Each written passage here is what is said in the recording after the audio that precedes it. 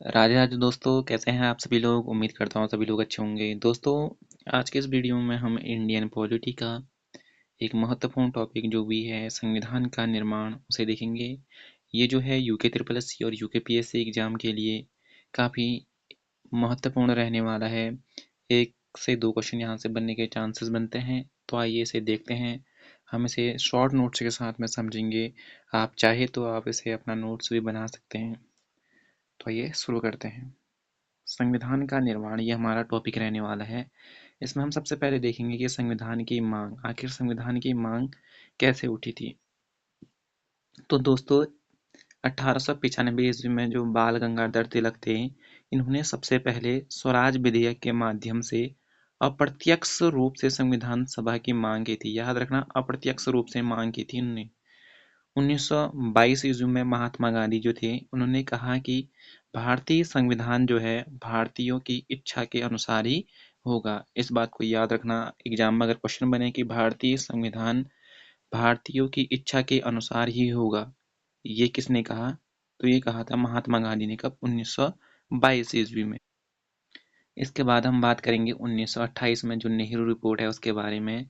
तो दोस्तों, जो मोतीलाल नेहरू थे, उनकी अध्यक्षता में भारत के लिए एक संविधान का मसौदा तैयार किया गया, जिसे नेहरू रिपोर्ट कहा गया। और यह जो था भारतीयों द्वारा संविधान बनाने का पहला प्रयास था। उसके बाद में 1934 में जो एम एन रॉय थे, उन्होंने जो थे पहला औपचारिक विचार जो है रखा था संविधान सभा के गठन का। तो ये बहुत इंपॉर्टेंट है अगर एग्जाम में आए कि संविधान सभा के गठन का पहला औपचारिक विचार किस वामपंथी नेता ने रखा था? तो वो रखा था एम एन रॉय ने। कब? 1934 ईस्वी में।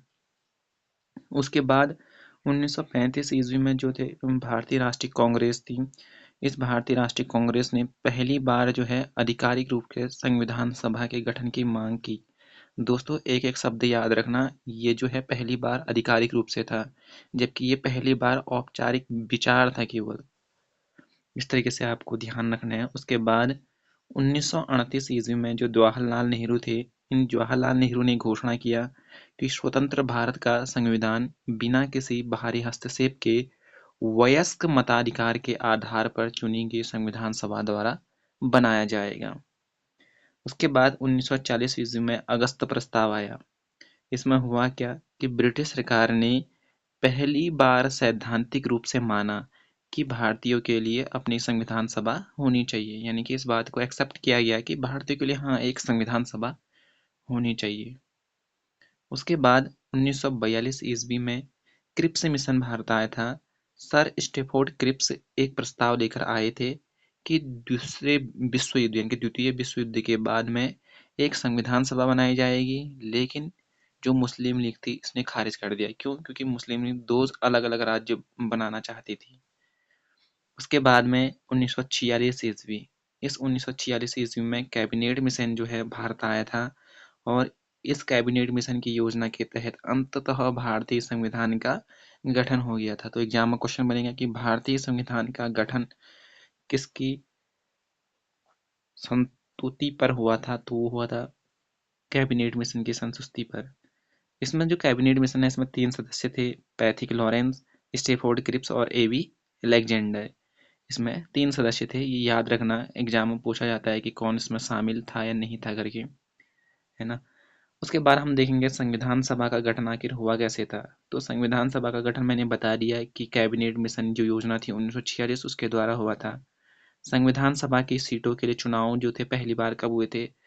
जुलाई से अगस्त 1946 ईस्वी में इसके लिए चुनाव हुए थे।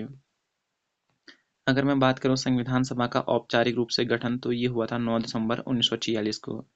उसके बाद कैबिनेट मिशन के अनुसार जो कुल सीटें थी संविधान सभा में, 389 सीटें निर्धारित की गई थी, जिसमें से जो है ब्रिटिश भारत के लिए 296 सीटें थी और देशी रियासतों के लिए 93 सीटें थी। अगर मैं बात करूं विभाजन के बाद सीटें कितनी रह गई थी, तो विभाजन के बाद इनकी 15 अगस्त 1947 के बाद में जो है सीटें घटकर 299 रह गई थी, जिसमें से 229 ब्रिटिश प्रांत के लिए और 70 सीटें देशी रियासतों के लिए थी। अब हम बात करेंगे संविधान सभा की प्रमुख बैठक और उनके अध्यक्ष। तो संविधान सभा की जो पहली बैठक है ये हुई थी 9 दिसंबर 1946 को। मुस्लिम लीग ने इस बैठक का बहिष्कार किया था और फ्रांस की तर्ज पर ही सबसे वरिष्ठ सदस्य जो थे डॉक्टर सचिदानंद सिन्हा, इन्हें अस्थायी अध्यक्ष चुना गया था। यानी कि संविधान सभा की पहली बैठक 9 दिसंबर 1946 को, और इसके जो अस्थायी अध्यक्ष थे डॉक्टर सचिदानंद सिन्हा थे, ये याद रखना। उसके बाद हम बात करेंगे संविधान सभा की दूसरी बैठक। तो जो संविधान सभा की दूसरी बैठक थी ये 11 दिसंबर 1946 को हुई थी।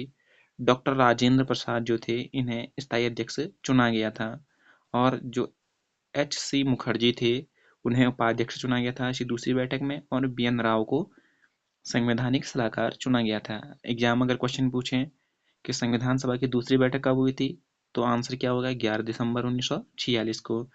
अगर बात करें हम कि संविधान सभा के स्थायी अध्यक्ष कौन थे, तो डॉक्टर राजेंद्र प्रसाद थे। जबकि उपाध्यक्ष पूछे तो H.C. मुखर्जी थे, और संवैधानिक सलाहकार कौन थे संविधान सभा के, तो वो थे B.N. राव थे। तो ये चीज आपको ध्यान में रखना है। उसके बाद में हम बात करेंगे संविधान सभा की जो है तीसरी बैठक कब हुई थी। तो संविधान सभा की तीसरी बैठक जो है 13 दिसंबर 1946 ईस्वी को हुई थी। और इसी तीसरी बैठक में क्या हुआ कि जवाहरलाल नेहरू जी थे, उनने ऐतिहासिक उद्देश्य प्रस्ताव जो है पेश किया था, और इस उद्देश्य प्रस्ताव को 22 जनवरी 1947 ईस्वी को स्वीकार किया गया था, और यही आगे चलकर जो है संविधान की प्रस्तावना बना था। कौन? उद्देश्य प्रस्ताव। इस उद्देश्य प्रस्ताव में जो था संवैधानिक संरचना के ढांचे व दर्शन की झलक दिखती है। यानी कि प्रस्तावना जो है उसका आधार बना था कौन? उद्देश्य प्रस्ताव। और इसी उद्देश्य प्रस्ताव में जो है संवैधानिक संरचना के ढांचे व दर्शन की झलक मिलती है। संविधान बनाने में दोस्तों जो है कुल 2 साल 11 महीने और 18 दिन का समय लगा था। जबकि अगर हम बात करें संविधान को कब अंगीकृत यानी कि कब स्वीकारा गया था, तो 26 नवंबर 1949 को संविधान को स्वीकारा गया था। और याद रखना 26 नवंबर को ही हम संविधान दिवस मनाते हैं। अगर मैं बात करूं संविधान पूर्णतः कब लागू हुआ था, तो संविधान पूर्ण रूप से लागू जो है 26 जनवरी 1950 को हुआ था। जबकि संविधान की अंतिम बैठक जो है 24 जनवरी 1950 को हुई थी। तो दोस्तों ये था संविधान सभा का गठन कैसे हुआ था।